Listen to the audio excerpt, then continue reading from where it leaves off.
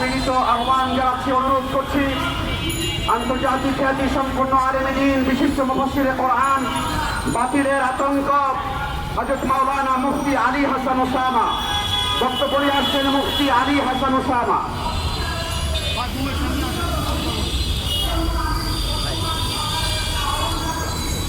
السلام عليكم ورحمة الله. الحمد لله وحده وكفى وسلام على عباده الذين اصطفى أما بعد. Election engineering করে ক্ষমতায় এসে এই সরকার চেষ্টা করছে প্রতিটা সেক্টরে নিজেদের দখলদারি প্রতিষ্ঠা করার জন্য। আমরা দেখেছি বাংলাদেশ ব্যাংকে পর্যন্ত ইতিহাসে প্রথমবারের মতো ব্যবসায়ী গভর্নর ঢুকিয়ে দিয়ে এবং সেখানেও বিভিন্নভাবে 2 নম্বরই করে নিজেদের আধিপত্য চেষ্টায় তারা কোনো ত্রুটি রাখে।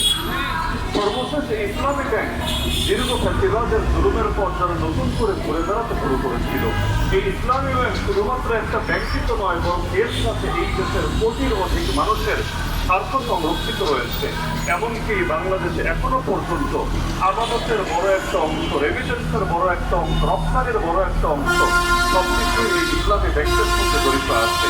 এই সরকার এস আলমের টাকা খেয়ে ক্ষমতায় গেছে এবং বিভিন্নভাবে তাদের দ্বারা সুবিধা ভোগ করে এখন নতুন করে আবার পুরোনো ফ্যাসিবাদীদের পথে হাঁটতে শুরু করেছে। তারা চাচ্ছে ইসলামী ব্যাংককে এস আলমের হাতে তুলে দিয়ে তাদের রাজনৈতিক উদ্দেশ্য হাসিল করবে এবং জুজুর ভয় তাদেরকে পেয়ে বসেছে। কারণ নির্বাচনে যেহেতু 2 নম্বরে করে ক্ষমতা এসেছে, এখন তাদের ভয় হচ্ছে অন্যান্য রাজনৈতিক দলগুলোকে যে কোনোভাবে হোক তাদেরকে ল্যাংড়া করে রাখতে হবে। এজন্য যেখানে কোনো রকম বন্ধু তারা পায় না, সেখানে পর্যন্ত তারা বিভিন্ন বন্ধু আবিষ্কার করে বিভিন্ন ট্যাগ লাগিয়ে নিজেদের স্বার্থ চরিতার্থ করার চেষ্টা করছে। কিন্তু এই দেশের মানুষ সেটা কিছুতেই হতে দেবে না। ইসলামী ব্যাংকের সাথে মানুষের এক ধরনের মহাব্বত শুধু না, বরং ইমানি চেতনা জড়িত আছে। যারাই সত্যি অপছন্দ করে ইসলামী ব্যাংকে তারা মনে প্রাণে ধারণ করে এবং ভালোবাসে। সুতরাং সরকার যদি সোজা কথায় নিজেদের ভুল না বোঝে এবং তারা সেই পুরোনো ফ্যাসিবাদীদের পথে হাঁটে, এই দেশের মানুষ আঙ্গুল সোজা না রেখে আঙ্গুল বাঁকা করতে বাধ্য হবে। আমি তো মনে করি এখনো যদি আমাদের প্রবাসী ভাইয়েরা চিন্তা করে যে আমরা আগে রেমিটেন্স পাঠাতাম ইসলামী ব্যাংকের মাধ্যম হয়ে, এখন যেহেতু সরকার ইসলামী ব্যাংকেও নিজেদের কালো হাত বাড়াতে শুরু করেছে, আমরা তাহলে এই পথে রেমিটেন্স পাঠাবো না, বাংলাদেশের রেমিটেন্সই আমরা পাঠাতে বন্ধ করে দিব, তাহলে এই সরকার কয়দিন ক্ষমতার গরম দেখিয়ে টিকতে পারবে? সুতরাং সময় থাকতে তাদেরকে সাবধান করে দিতে চাই, এখনো পর্যন্ত সময় আছে, আপনারা সচেতন হন, আপনারা জাতির কথা শোনেন।